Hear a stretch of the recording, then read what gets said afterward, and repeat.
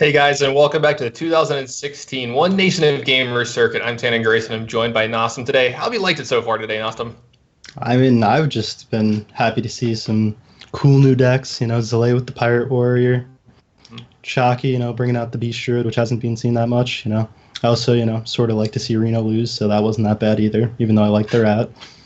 All right, so just pure Reno hater over here. I got it. I gotta agree with you. Excuse me. I'm loving seeing these aggressive decks. It was kind of rough doing casting for like the first week of Standard. I actually thought it was like the slowest or one of the slowest formats we've ever seen in Hearthstone. I cast a couple matches that were over 2 hours in best of fives. I had a best of seven that went to like 2.5 hours. And I was like, this is getting ridiculous for the players. Like how do you stay focused for 2.5 hours of Hearthstone with so much going on and remember everything? But today we've seen some fast and furious play. These guys have been throwing cards back and forth. These decks have been very aggressive. Love seeing it from these guys. But we're going into the third place game here. It's going to be Brian the Rat Cortade versus LBYS. We know their decks.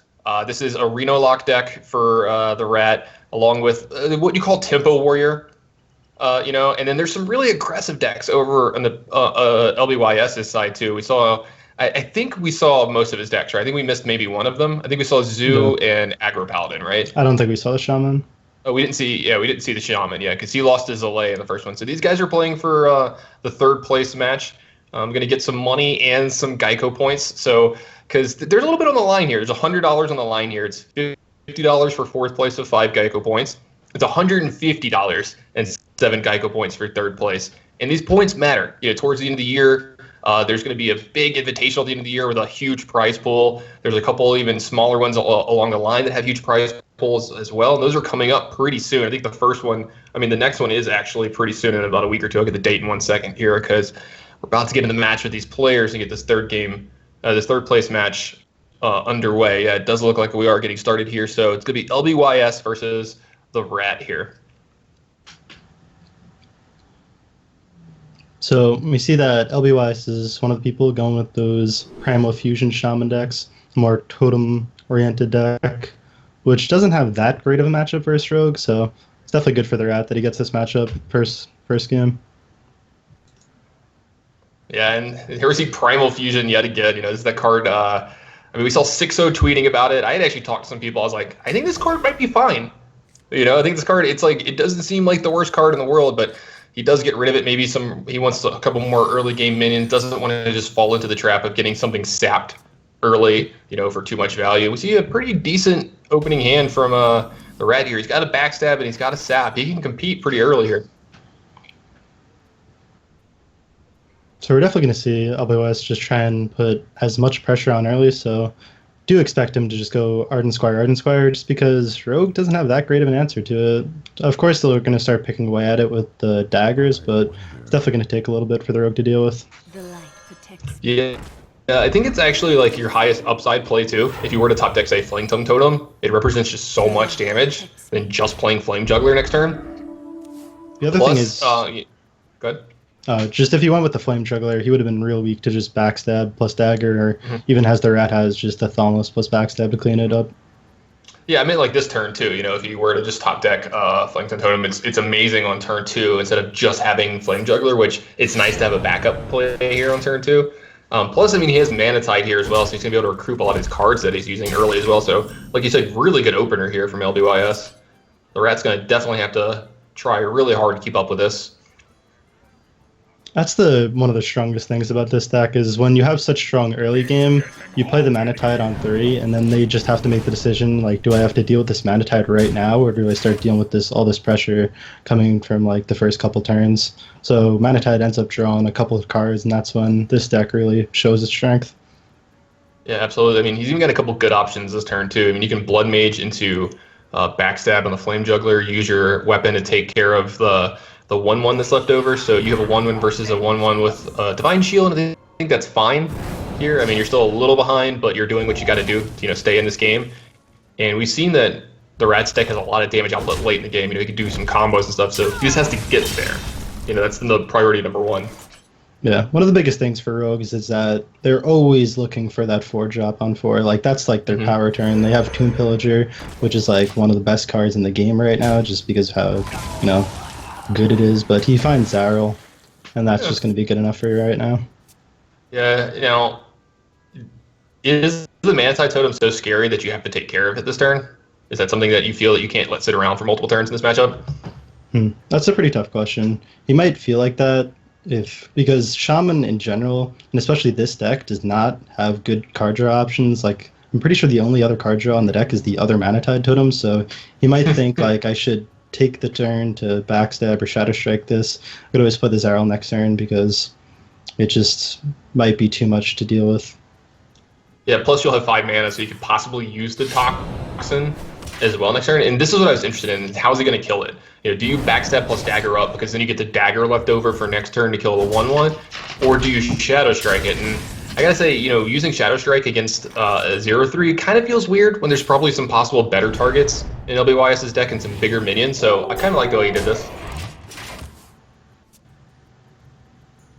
He picks up an Auctioneer. It's going to be pretty good later down the line if he can stay alive long enough. He's already got a prep. Auctioneer prep sap is a pretty good turn against these decks sometimes. But the problem is now how he can't take care of this 1/1. And Zaryl, Zaryl on this board is fine, right? But it gets traded into by one Spectral Wolf, so you're still pretty far behind.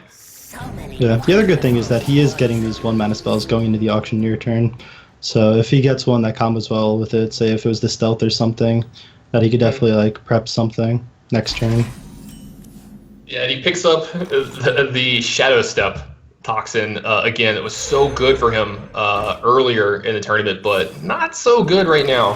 And LBYS is going to be able to push a ton of damage here using his Rockbite to take out the Zaryl. He's going to get this Flaying Tongue Totem in here for a ton of damage as well. He couldn't deal with the Spectral Wolves last turn. Gotta believe he might not be able to again this turn. As we said about Rogue, it just does not have healing at the moment. We see that the Rat does have the one of Farseer in his deck, but he can start to do the Auctioneer this turn, but he's going to go... Well, he hasn't decided yet, but even if he starts to deal with this, it's just he's taken so much damage already that curious if it's already too late that he's taken too much by now.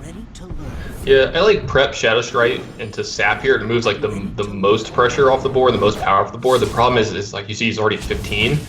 LBYS is starting to run a little low on gas, but these 2 Primal Fusions could possibly start getting in a ton of damage here.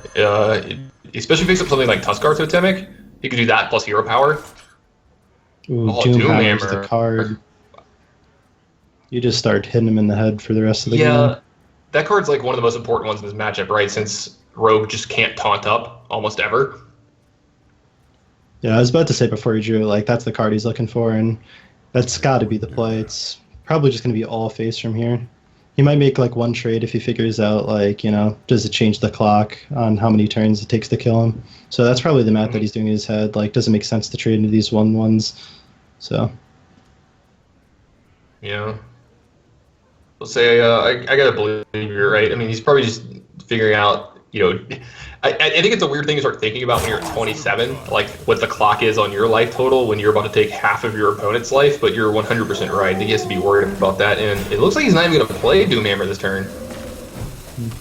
I'm surprised by this. I guess he's realizing that these Primal Fusions is pushing the damage now, which it wouldn't have done before, and it does start to just pose a bigger threat for the Rat to deal with, and it's just a harder board to deal with.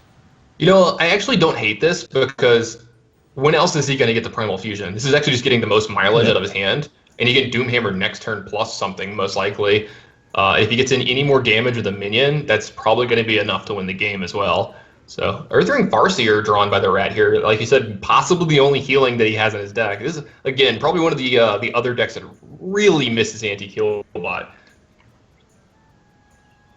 That's definitely true. And people have realized that, does the one Farseer even heal enough? So a lot of people have cut it and just have just another card to help deal with the board early game, because they realize that, the Farseer isn't really going to save you. Is 3 health ever going to matter that much? Give me back my Blade Flurry. Yeah. He could Shadow Step it, though, and that is what he's going to go for. Yeah, this is kind of a creative use of his Toxins here. He's going to get 6 life out of it. Keeps developing more 1/1s as well. Gets to use the +3 attack as well from the poison to kind of do some extra trading here. Nice creative turn from the Rat here to get the most life possible, plus remove the most damage off the board. Gets back up to 16. Tuskar Totemic, that's a little slow. Again, is it time to just get Doomhammer, get going? I think it is. LBYS agrees. He's going to get in a nice 7 damage here this turn. Put the rat down to 9. He's just looking for anything to finish him off.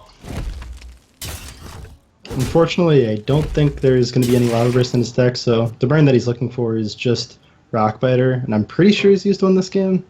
Yeah, I think he used one on like turn 3 earlier this game, so I think what the rat needs to do here is remove the most damage possible on board and then try to set up for lethal next turn. And if I was him, I would definitely... I don't think I would clear the Spell Tower Totem, because if I'm thinking what like is in his deck, like I'm pretty sure there's nothing that the Spell Power Totem actually changes. Flame Tongue is like the only consideration, but it really just depends. Like he has to do the math and realize, does this damage matter to setting up lethal for next turn?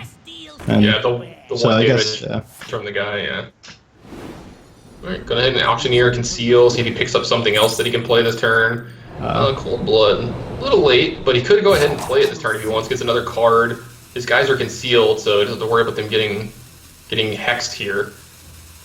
And maybe that, that extra mana it saves him might be important next turn. Plus, it just, it's already comboed, so yeah. Killing he's gonna go ahead and hold on to it. Yeah. Killing that definitely makes sense now that I think about it, but Rockbiter just gonna be the only top deck that wins in the game, and he just grips it.